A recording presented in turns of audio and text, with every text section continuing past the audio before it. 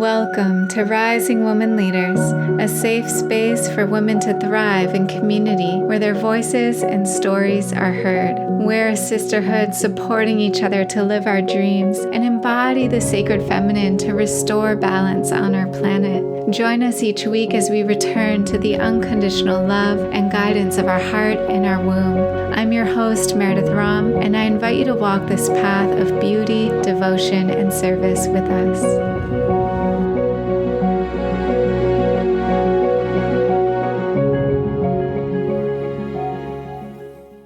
Hi everyone, I'm back with my friend Jane Mayer, who was here not too long ago. I guess it was a couple months ago, where we got to hear an update of Jane moving from Kauai to her hometown in Alabama to be closer to family, to birth her first child. And I wanted to follow up with her. She's now just a month away from her due date, and I know that it's a very transformative time. So we're going to hear more about that. But I also wanted to open up questions to our audience and just have kind of a free-flowing, improvised answering questions and see what came through. So this might be something I offer more, and thinking about, how I'll put something in the show notes of if people have future questions. I'll continue to do episodes like this once in a while. So welcome, Jane. Thank you. I'm so delighted to be back here again and to just witness what unfolds when we sit and drop in here together. Yeah. Give us an update. You've moved, you're settling in, you're in the third trimester. Tell us what it's like. How have you been changing and growing? Mhm. Well, I feel like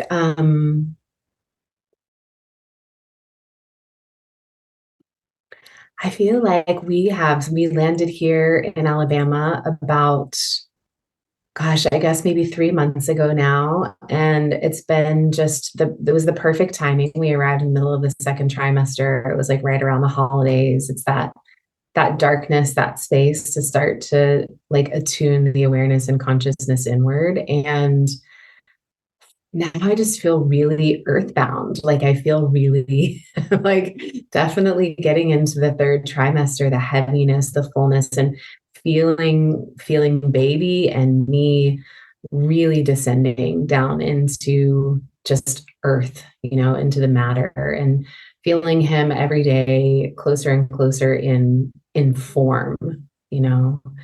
And landing here and having him be a part of that process has also been a journey, just to be back in like a city after so many years I haven't lived in a city proper since 2016. And so to be back in a city and back in my like human birthlands and meeting all of the, gifts of being near family and all of that beautiful medicine, and then also the cultural expectations and challenges and differences, especially from being on Kauai. Of course, it's all a part of the intelligence of this particular birth. And it's been a lot of different things to meet at the same time. Yeah. It's beautiful to be close to family, and it can be challenging sometimes. Yeah. Yeah. Well, tell us more of just like, how do you feel like you're changing, evolving, growing, transforming, now being so close to the portal threshold of birth? Anything you're noticing? So many things. I mean, so many things.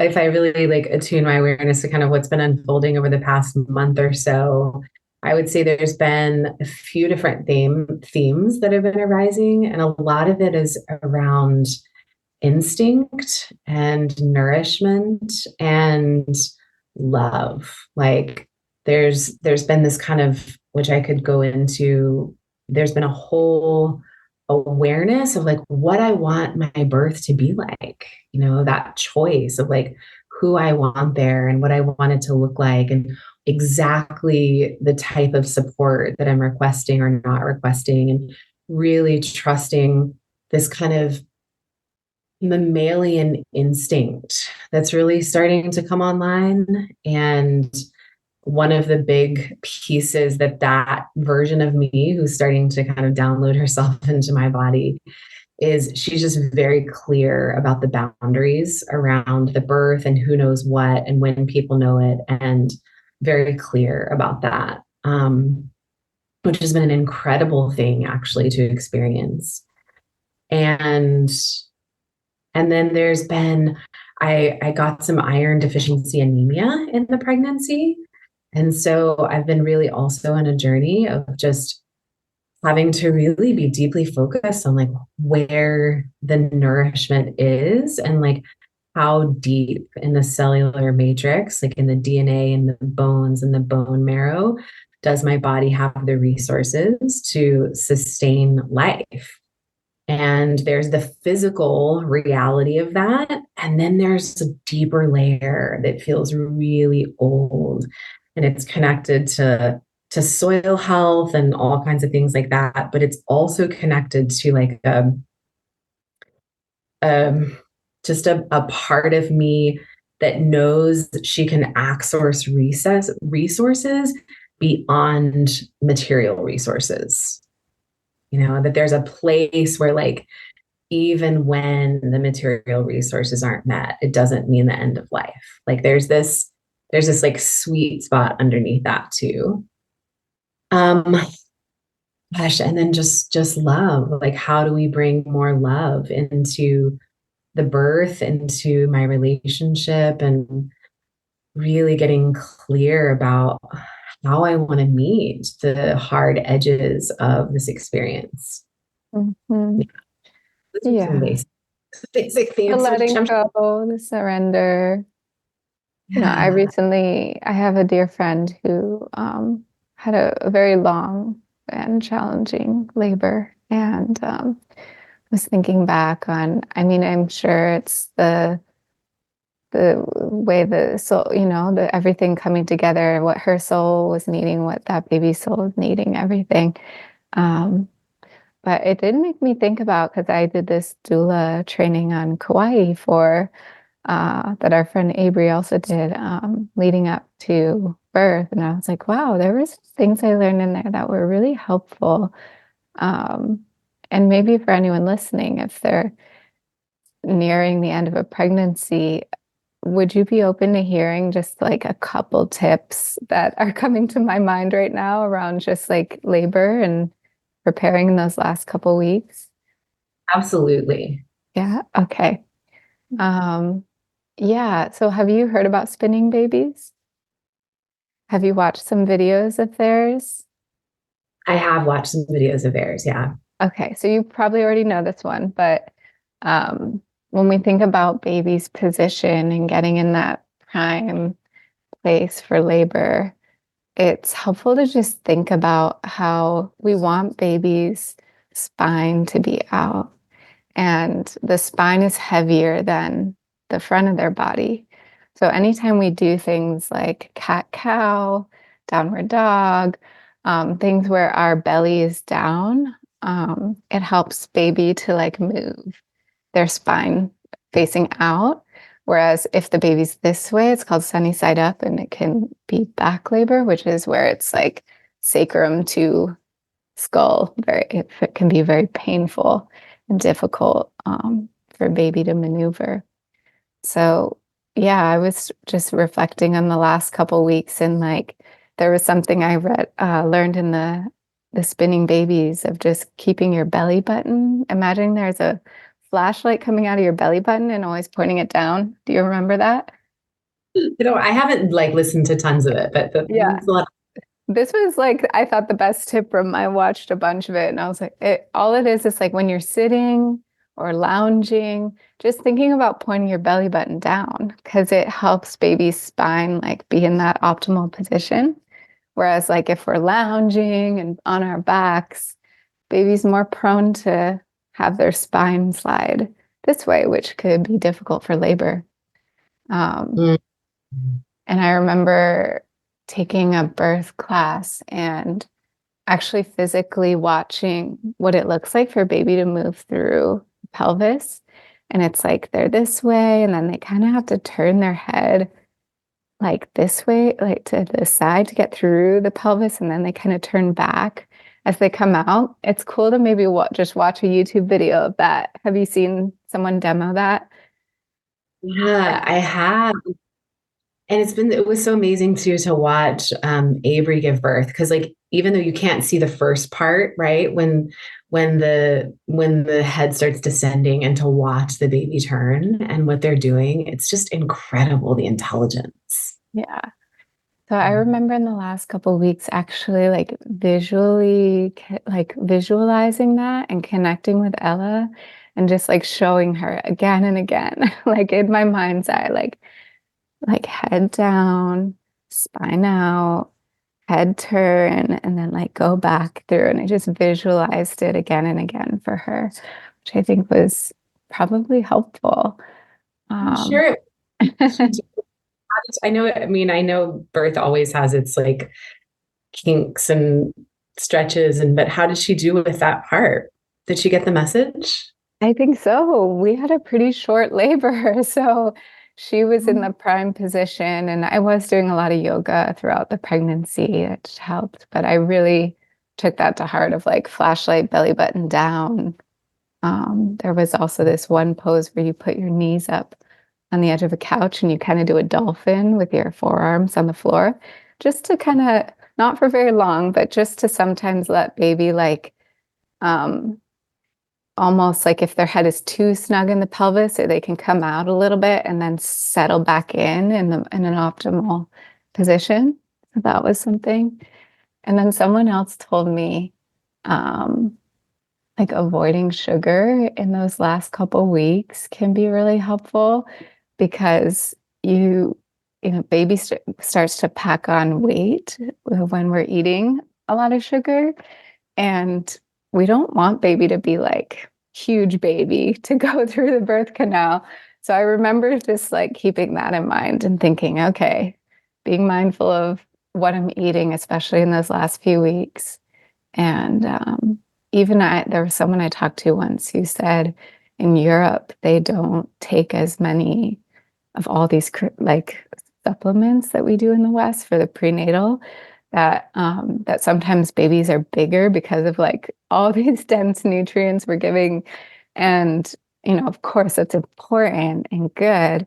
But sometimes I was just like, yeah, I'm not going to overdo it. I know it's if I skip a day or two of these vitamins, it's okay. So it was just something I heard about and was thinking about at the very end.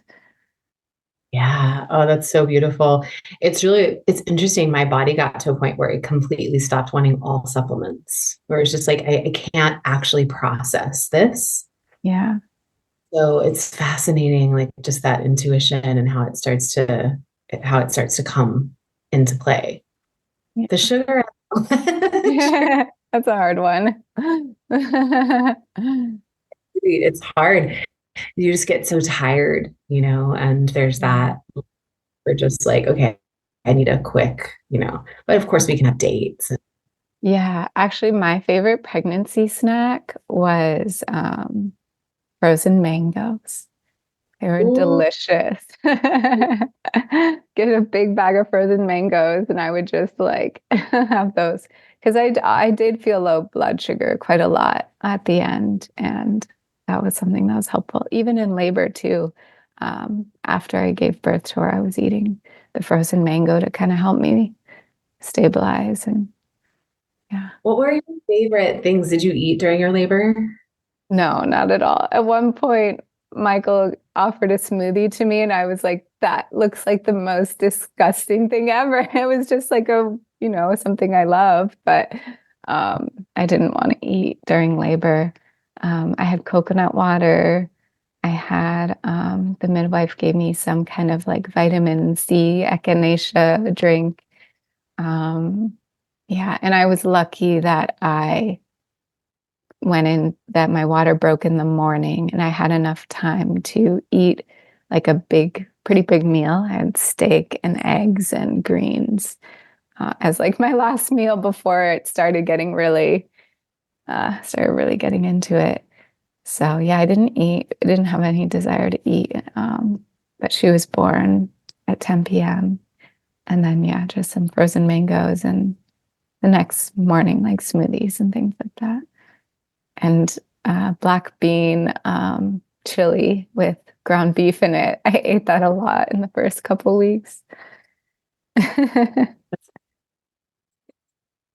Yeah. Well, should we dive into some questions? We got some questions from our audience, and I want to have space for that. Anything you want to share before we dive in? No, I think we'll just weave. We'll just dive and see what unfolds. I'd love to hear one of the questions that was asked from your audience first. So one of the questions that was asked from my audience was about ways to connect with Celtic wisdom keepers. And Meredith and I were chatting. We were chatting a little bit before, we started recording, and just kind of the ways that, our audiences, like the different questions they brought in and what was going to be present. And um, I just see it, even before I answer this question, I want to say, like, I see it as part of this great web, like all of these different various forms of questions are somehow hitting at like the same places in this web of intelligence. It's trying to be rewoven. And so we'll kind of dance between some more mythic questions and some more practical questions. And um, for me, that question, even just that question itself, is such a representation of my own journey of awakening and my own journey on this path over the last decade. And that, so many people know that a lot of my learning came from teachers in South America, and some of the deepest parts of the memory, that I have come from the plant medicines of South America. But something started happening to me, over the course of that time, where there was a real invitation for me to return to the indigenous medicine of the British Isles and of Ireland and Germany, where my ancestors are from. And so I started really like actively doing that, probably like 4 or 5 years ago. So I always, it's interesting. Richie's reading a book right now about, he's like, finally, I've been wanting him to like go back and learn the things that I've learned over the last 5 years. And he's really reading it, and he's like, oh my God, this is like, you can feel the mana, right? That nourishment that is coming back online. And I would say, too, one of the really strange things about having Indigenous ancestry in the Celtic and British Isles is that so much of it was decimated. That the real memory and the wisdom keepers, like unlike Hawaii, where we were, or in South America or in India, the lineages have been decimated. And so it has been a little bit harder to really find good people. And so normally when people ask me that question, I literally just tell them who I listen to and who I've learned from. And so one of my beautiful, incredibly astute, intelligent teachers is a woman named Holly Rhiannon, who runs a school called Awakening Avalon. And I think she's changed it to Alliance. What is it? Avalonia. Do you know her? I do. There's someone I know on Instagram with Avalon in the name, but I don't know if it's that exact person. Well, Holly's amazing. And Holly is a priestess of Avalon. And she is working with the rose lineages and how those all weave through there. But she's also really working with a lot of the dragon medicine, the restoration of the Pendragon family, which is a whole thing we could go into, which is some other questions that my community brought forward. But she runs mystery schools and trainings that help people to reweave the indigenous medicine, the earth medicine, the earth memory of the Celtic Isles and the Celtic Church, the Christian Church. which is super valuable for those of us who come from those lands because we have to be able to make peace with those. Yes. So amazing. This feels very resonant for me because I have British ancestry. Actually, when I did my uh, 23andMe, that was the highest percentage of my ancestors, and which is interesting because I thought I was more like Slovenian from my dad's side, but actually the most present was the British. So I don't know a lot. So it's really like that is something I'm going to explore as well and really connect with. At some point, Cool. do a pilgrimage. Yes. Oh, yeah. It's waiting. It's been waiting for me. I was supposed to go this fall to Avalon with Holly, and then this baby snuck into the story. So, and there's a couple of other guys. There's a guy named Ryan McKenna who's on Instagram, who's carrying a lot of the memory from the Scottish homelands and helping people reconnect. Um, and Oliver Huntley.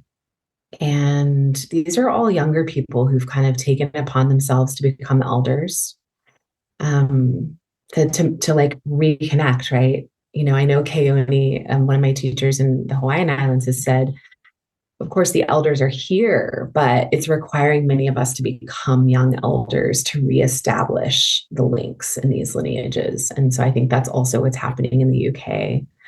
Yeah. Grandmother, do you know Grandmother Sarah? Um, I don't know. Tell me more. I don't know her personally, but I do know that she is kind of she's an actual elder. Like she's a woman in her probably like 60s or 70s who's transmitting a lot of the indigenous wisdom from the Celtic Isles too. Beautiful. And yeah, those are some things. I mean, I have so many people I love and have learned from, but those are some great places for people to start. I do get that question too, just around connecting with our priestess lineages. Like sometimes it is so hard to actually trace information back, to a clear lineage. And a lot of these teachers have just channeled teachings because so much was destroyed, so much was lost, so much was persecuted. It's hard to find those living lineages. Yeah. Yeah. Yeah. There's it's really tapping into the gnosis, right? Mhm. And into the fields of the great mother, and the memory that lives in our bodies, the memory we can access when we tap into earth. Like really when we just tap into earth and listen, there's a lot of memory we can access. Are there any books that you suggest around these topics? Hmm. Um, that's a great question. One of the ones that I point people to a lot is Womb Awakening by Sarah and Azra Bertrand. Do you know that book? Hmm.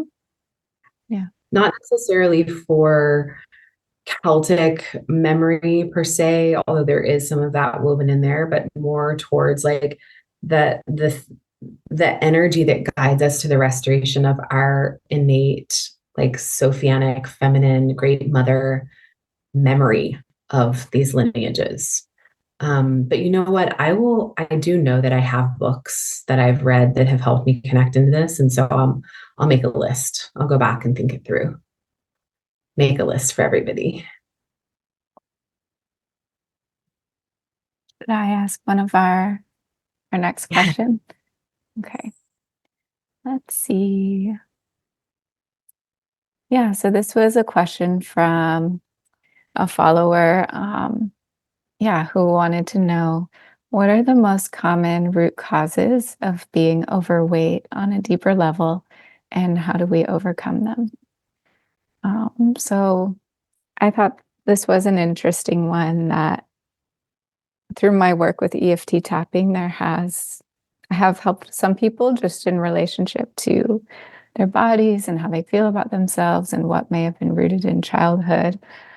So I'm happy to share some reflections, and then I'd also love to hear for you if you have anything.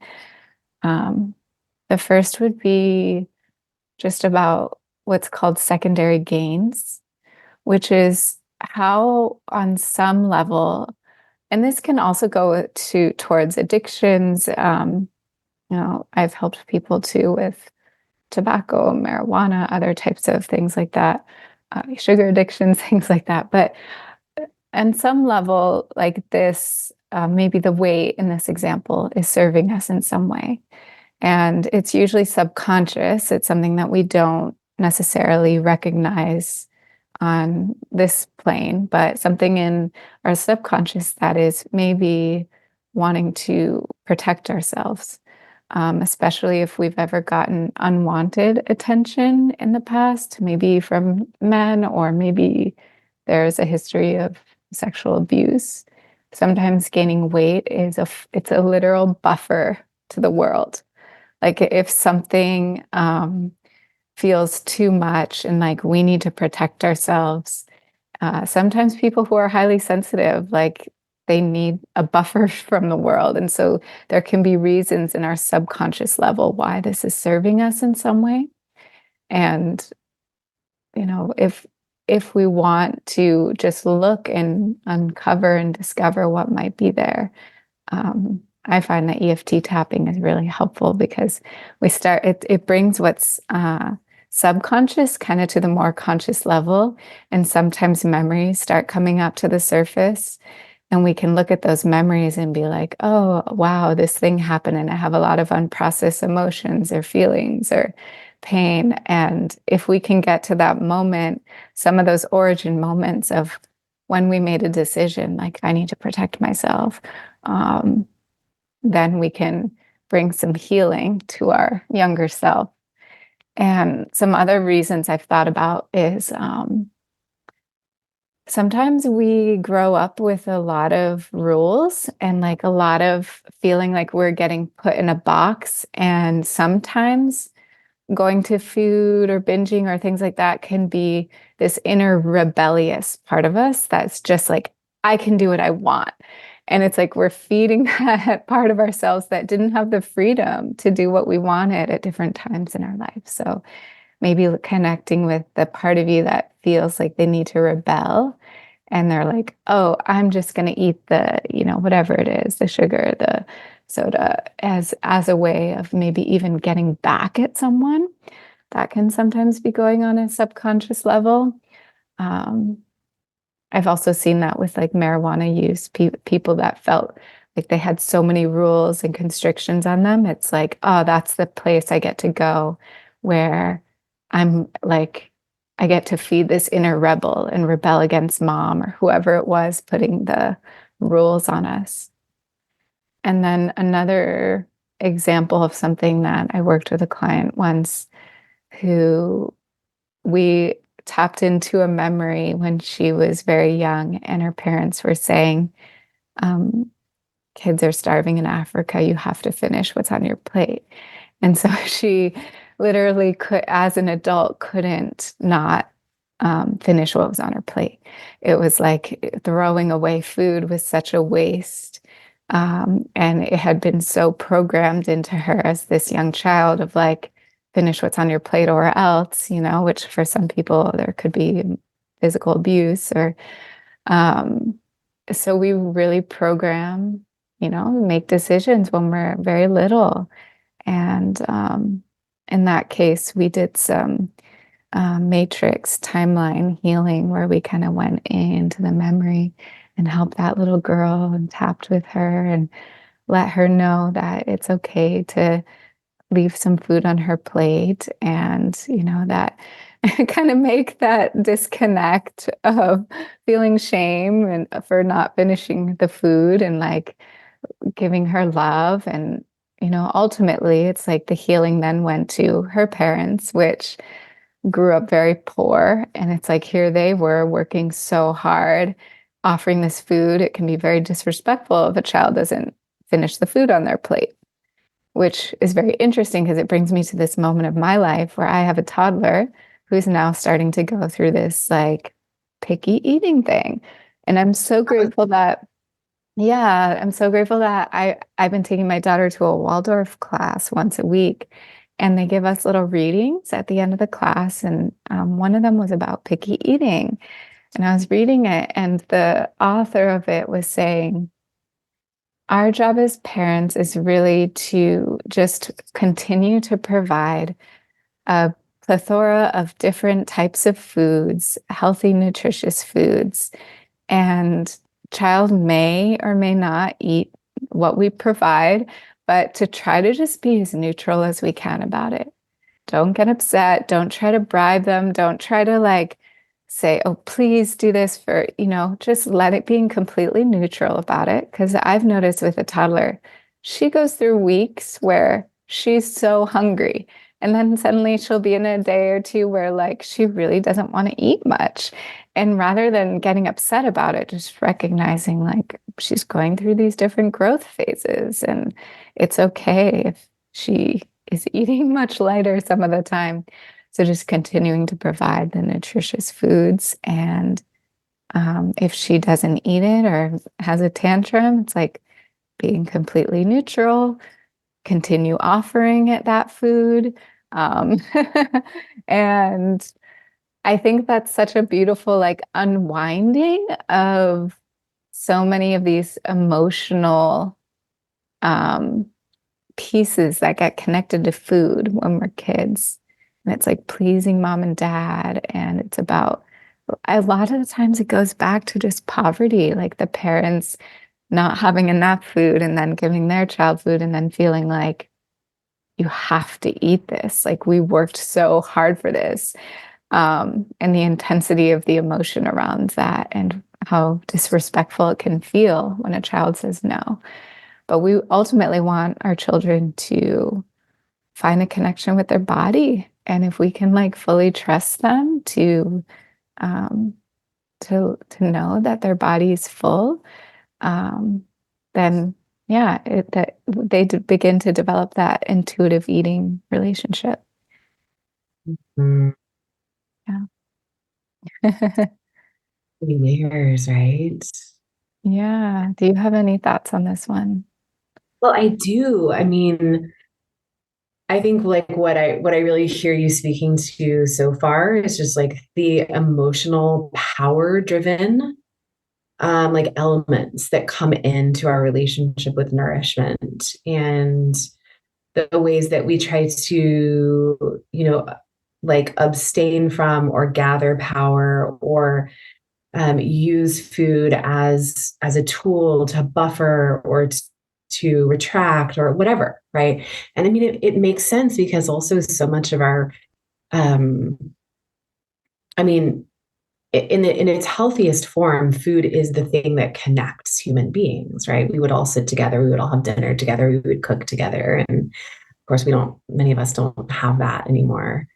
So I'm just receiving all of that. And I think some of the other layers that come forward for me are perhaps outgrowths of that, but connected to things like our physiological health, our hormone balance, are the minerals that we're eating. Like what are our bodies hanging on to that they don't actually, they're hanging on to it because there's another sort of or form of imbalance that's creating like an instability or a fear or a compensation in the body. As somebody who has struggled with, has had a long journey with Hashimoto's, and something like 60% of women in the United States have Hashimoto's at this point. It's just crazy. Um, when those hormones are out of balance, when the pituitary gland and the thyroid stimulating hormone and the T4 and the T3 and all of these pieces, when they're out of balance, the body just gains weight. And you can live eating super healthy food in a really conscious manner, and the body is gaining weight, losing weight. When I first got diagnosed with Hashimoto's in 2010, I had just recently gotten sober. And so my body was in a huge period of detox and recalibration. And I remember just out of the blue losing like 25 pounds, just out of the blue, sweaty palms, like, and then within 6 months, gaining all of it back and some because my thyroid swang the other way. Mm-hmm. So it's just there's so much going on in the body. So I think that's another thing I would point to is like the hormonal matrix in the human Yeah. body. Do you Um, take do you take medication for that now? I do. So my thyroid's been stabilized for a while, and I've taken a compounded thyroid hormone. By the time mine was diagnosed, it was pretty severe, Mm. and from years of alcoholism and eating disorders and all kinds of things. Some people can re-regulate their hormones back to homeostasis without them, but a lot of people at this point probably need to be on compounded medication to stabilize it. However, in pregnancy, and I didn't realize this until recently, the thyroid has to be really managed because baby is sucking up so much hormone for its own body. And the intelligence of life, of course, is that baby will always get what it needs, even when mother doesn't. And Yes. so I've had to like, I went to a holistic doctor here, and she's like, yeah, we need to address this. This has not been, it's not giving you what you need now. And so they often have to adjust it and readjust it during pregnancy. And then the last thing I think I'd like to say, just kind of about the weight question, as somebody who is a bigger person, like I'm 5'9", I'm like a size 10 on a good day. And it's just that our culture is so,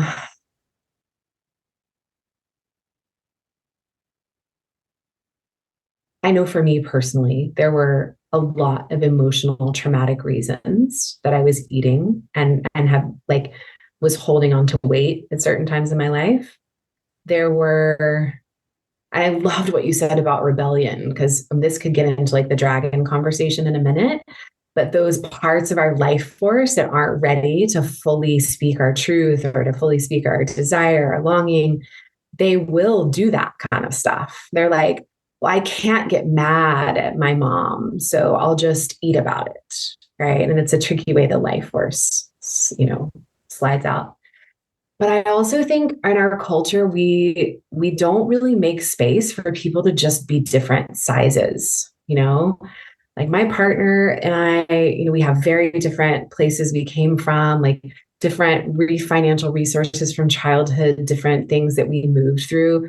He can eat 3 times as much food as me, and he will stay at a lower weight than me. Yeah. And that's reality of like, I'm like a Germanic 5'9" being.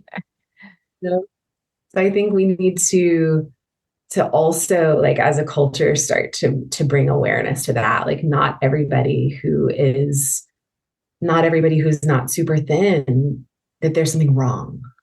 You know what I mean? Yeah. So Yeah. true. Yeah. Yeah.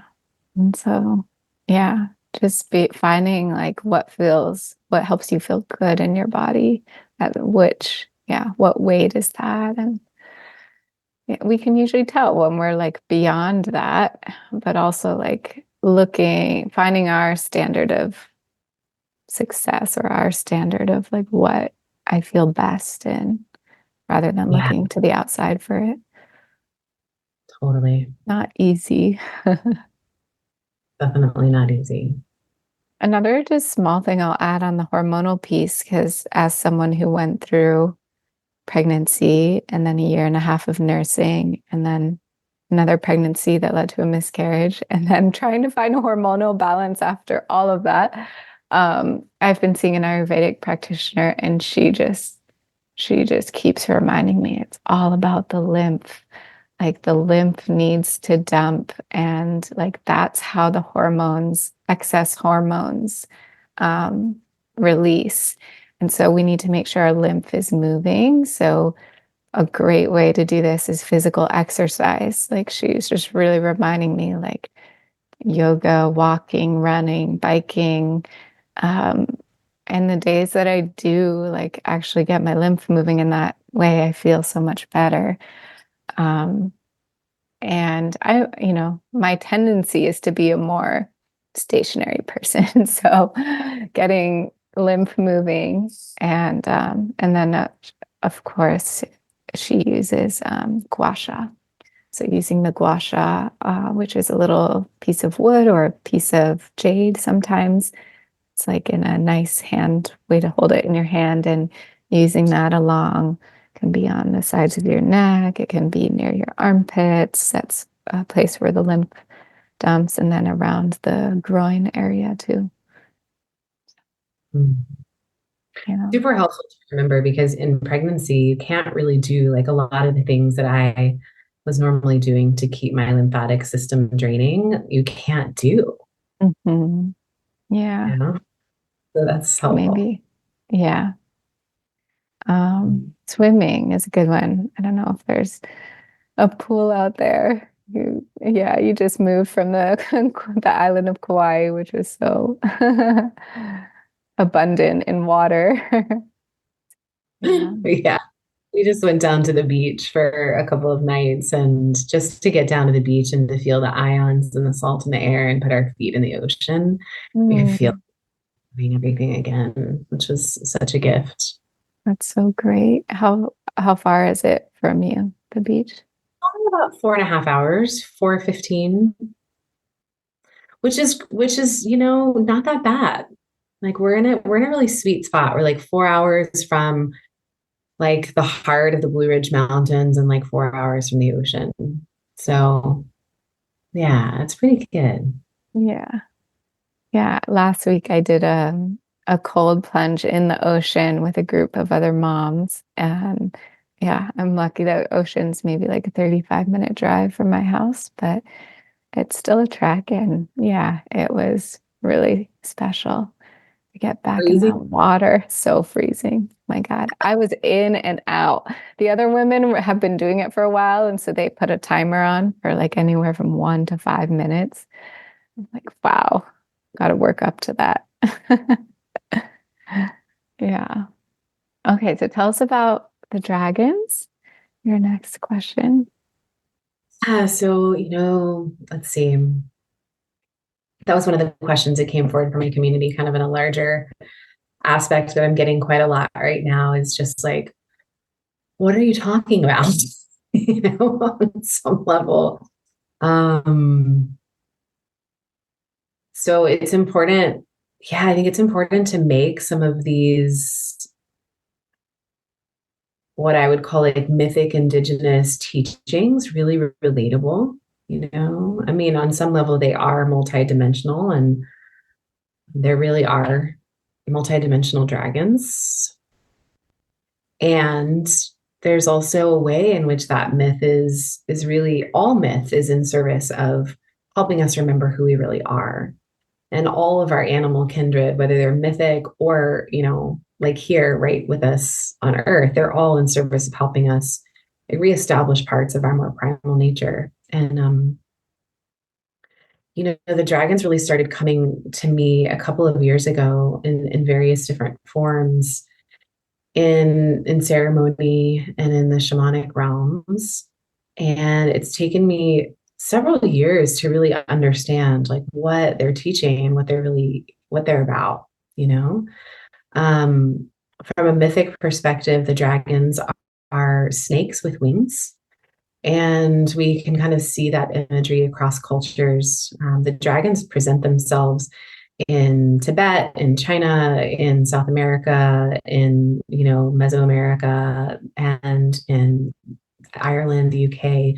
They're all part of mythic landscapes in all of these indigenous cultures around the world. And it's interesting. We relegated when the it's so funny to me that like the dinosaurs we accept as real, but the dragons, which are just dinosaurs with wings, which some of the dinosaurs did have wings, we've suddenly like there's a split that's occurred in the collective human consciousness there. Um, anyway, to kind of like keep it short, for me, the dragons are these keepers of like the full integrity of the creative sexual life force and what it looks like for us to go through a process of purification and taming and strengthening and alivening and awakening in truth the creative sexual life force.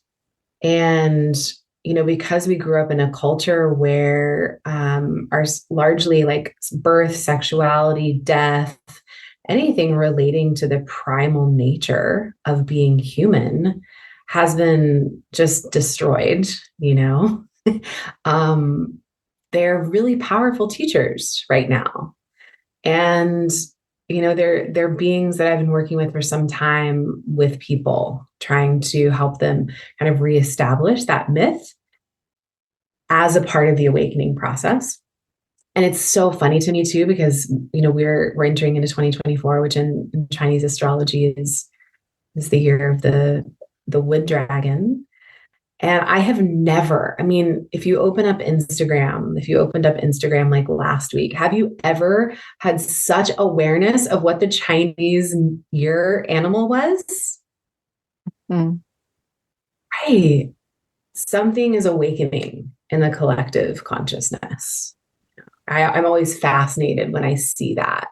Like we went through this, we've been through in this whole like mycelial awakening where you can go into like a department store and they have mushroom ornaments, Yeah. right? Or everybody and their mother's like, yeah, dragons, of course, we're in the year of the dragon. And I'm like, what? It's not a thing. But that's what happens. We have these waves of memory that open. And so on a really practical level, when you were talking about this person who asked this question about the root sources of weight gain, when we've had sexual abuse or when there's been an abuse of power or when we've had certain parts of our instinctual nature that has been repressed and repressed and repressed culturally, familially, ancestrally, that instinctual life force, which is part of the dragon body, that just doesn't give an F about what the culture says or anybody says. It's the animalistic instinct towards life, right? When those impulses are thwarted, right, that's when it's like it comes up against this block in the nervous system, and then that life force gets siphoned or used or sent to addiction or to food or to unhealthy sexual habits or whatever that is. And so, on a basic level, we're taking the dragons all the way down into like our everyday human lives. We're thinking about like, where am I bypassing, ignoring, repressing my instinctual nature? And how do I start to become more and more conscious of my sexuality, my creativity, my expression, my instincts, and learn to embody them rather than, what happens in the myths is that dragons are chained and they're slaughtered. Archangel Michael with his sword, that patriarchal blip in the story that we're going to slay the dragons, right? So they get slain or they get chained. And what's happening now is that there's an invitation for the dragons to resurrect. Yeah. Yeah. Yeah. Wow. So really tapping into those deeper primal forces that want to be moved through us and not just pushing it down or suppressing it or letting it become repressed energy, but letting it come out. In Earth's timeline, do you believe that dragons existed in physical form? Yes. So cool. Seen the image in Womb Awakening of, okay, there's also this one other piece I want to add in, which is like in a lot of the imagery that comes from the divine feminine from the mystical Christian traditions, like before the patriarchy kind of, took them over.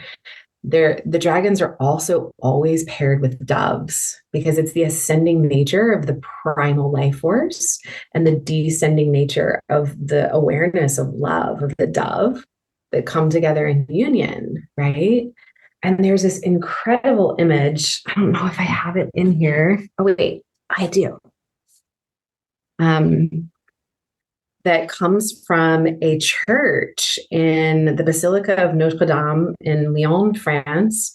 And it's the Assumption of the Virgin Mary. And I'll show you, I don't know how we'll show your readers this, but we can link them to Awakening. Um, and it's Mary. And she's riding a dragon, like Kuan Yin, one of your beloveds. Mm. And then she's got the descending dove.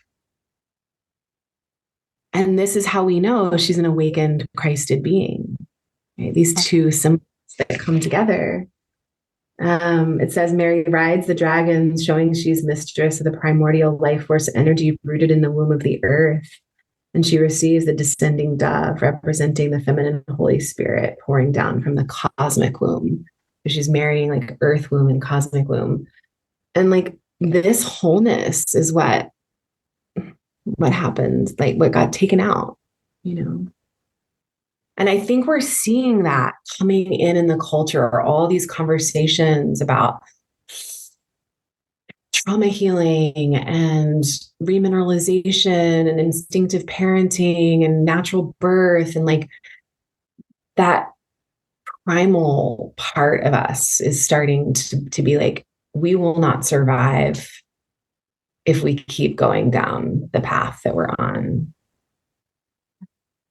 Yeah. without like that. Yeah. Yeah. So many of us are awakening. Yeah. These subtle powers and gifts. And I had this dream last night, which made me think of uh, that maybe in some other lifetime I've studied Tantra. There was like, I was literally like given a breathing practice in my dream last night that has to do with the moon and working with this like Kundalini energy, I guess, like the primal life force moving up through the body. But it was like um, inhale, receiving, and then exhaling actually into the moon. It was wild, like exhaling into the moon, and then the moon energy going down into a partner. It's kind of like seeing this, but also experiencing it. Them inhaling it and then exhaling it into me. And it was like this cycling energy of I was like woke up and was like, oh my God, did I just have like an astrology tantra breathing practice given to me in my dream? So wild. But it makes me think of that, of just, yeah, the awakening of our primal natures. Mhm. Yeah, That's so cool. it was very cool. I woke up and was just like, wow, because I felt so, I don't know, like awakened in some way, just the cells in my body. Mm. Yeah. Mm. Should we do one more? Yeah. I guess this one, curious what you think of it too. Could you speak on soul contracts and clients and how to build my conscious business? Mm. So I think the idea of soul contracts is believing that there are people out there in the world that you're meant to, that you have like a soul contract with, that you're meant to serve or to help in some way. And actually, if we can approach our work with this feeling that these people are already there, we already have this soul contract, we just need to find them. Um, I feel like that helps in a way to really take the pressure off of like, oh God, how am I going to do this thing and find these people and make this business work? And it's more just about, okay, these people are out there and how can I shine my light enough to for them to maybe find me, um, and how to build my conscious business. I mean, I'll just share a very simple thing that I did at the beginning of my business, which was I led my first women's group. I think I gathered together maybe 5 or 6 women, just people I knew and people in my community. And I No, I put flyers around town and um, I did a live class before Zoom existed. It was instant teleseminar, and people were like phone calling in. This was like 2014, I think. And probably about half of the people were either on a scholarship or um, I did gift one spot to a woman I admired as a way of just building a connection with her, someone that I wanted to maybe collaborate with down the line. And she was very grateful to be included. And I did a trade with one woman. I did a partial scholarship for another woman. It was like I humbled myself enough to just be like, I'm going to do this no matter what. And I committed to it. It was 6 months long. It's called Let Go, Vision, and Transform. And just running the program gave me so much confidence and so much belief in the work that I knew I had to keep doing it. Like the bonds that were formed. And so in the beginning, I think we can just humble ourselves a little bit of like, this might not be my bread and butter in the beginning, but there's something moving me to do this work where I can't not do it.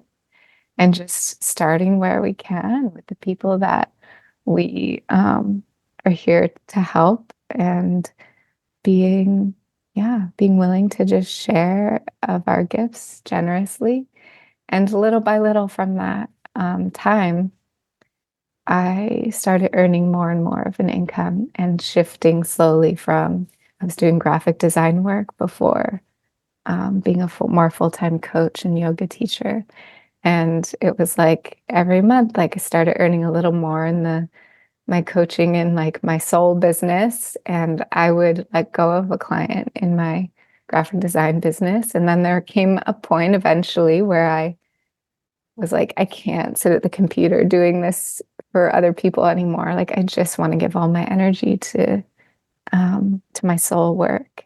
And that was a leap, but it also put some fire under me to put myself out there and start sharing more and inviting people to offerings that I had and just letting it build from there.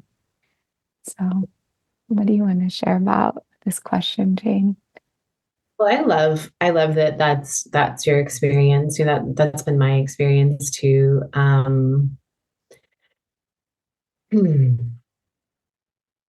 Yeah, I think there's this really curious way that capitalism and like all these forms of consciousness interact right now of like wealth and capitalism and like I deserve this and um coaching like things that are like you could be making $100,000 next month if you do X, Y, and Z. And it just hits so many of our like wounds, to really look at it like that. It's just so strange. And even so, I mean, I run a business where I support people, with healing and awakening, creativity, and all of that.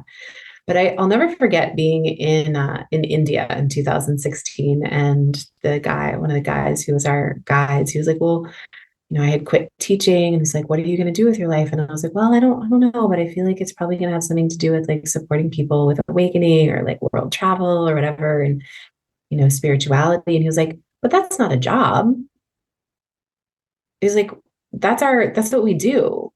He's like, I'm a tour guide. I make money being a tour guide. I don't like there was such a disconnect that you could actually that like you would make money helping people with spirituality, you know? Mm. And I think that's gonna start to like I think it's gonna get worse and then it's gonna start to break down again as we kind of continue to grow as a awakening collective of humans. But besides all of that, I really, over the years that I've been doing this work, feel really similarly like I have a blueprint, and my blueprint is me, and it's like what am I interested in? What brings me alive? Um, what, like, you know, who am I? Like, what is the greatest flowering and blossoming of just my beingness? And that is what I'm here to do, is to be that, radiate that, become that, share it, offer it in whatever ways it wants to, whether it's music or teaching or sessions. And just really, I have learned to trust so deeply. I don't ever have to do anything to coerce or invite or convince, like none of that. It's just like if somebody's into it, they're into it. And if they're not, they're not. Mhm. And so I have to trust that maybe my blueprint in this life is to make $40,000 a year being this person. I don't know, like I, maybe it's to make 80,000, maybe it's to make 1 million, maybe it's not to make money doing this at all. But I never want it to be out of integrity. And what I do know is that most of the people that I do have a sense, like most of the people who arrive at my doorstep, there's a sense of like, I remember you. Yeah, we've been here before. Yeah, we've done this before. Yeah. Or like, oh my gosh, it's so nice to see you. And they become like family, you know? They become greater parts of my family. And I know that when I really humble myself, they're also teaching me too. Like just in their process, just in their essence, I learn how to be a better human, lover, partner, friend from them too. And I think that is one of the greatest, gifts of getting to merge these paths in some way. Yeah. Yeah. And I was also hearing in that something around past karmas, like Mm, coming back around to, you know, receive the fruits of like sometimes you were connected to someone or someone finds you because of maybe something you did in this life and maybe even something you did in lifetimes before, which I feel that sometimes with my work with women, it's like, yeah, the remembrance of certain souls and also a feeling of, oh yeah, I've been doing this work a lot longer than this lifetime. And and there is some kind of karmic fruit, that I'm able to do it in this lifetime. So totally. yeah. I love that you said that. I got chills because it also it's such a, there are people who arrive, I have a cost for my services, for my sessions. And sometimes people arrive and I know they don't have the money to pay for that, right? Just what you're saying, like when you humbled yourself or whatever. And sometimes I can feel that that's like a thing that that person's working out where they're like, I don't have the money for this. And it's a whole story that they're living in. And then there's people who are like, I don't have the money. And I'm like, yeah, I see that. And I'm absolutely so clear that I'm supposed to work with you, Yeah. you know? And it's not even an act of self-sacrifice because it's just like this radiant knowing of like this person is to receive this transmission through me for whatever reason. And it's my honor to be able to offer that. And then I have some clients who maybe I helped them in some way, some other time or space. And over the course of the time that we've worked together, I have really been floated and supported by their generosity. Yeah. And that's where the And karmic piece comes back around to support your future too, when you have those, when you welcome people in that way. totally. Yeah.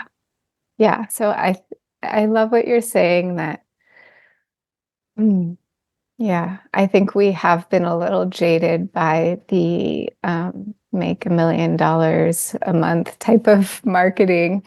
And it's taken us away a little bit from the true service and knowing that, yeah, we are here to help people. And of course, we need to find balance with it to not overgive where we become depleted, but also to know that it's okay to offer need-based scholarships and women of color scholarships and things that can help make it more accessible.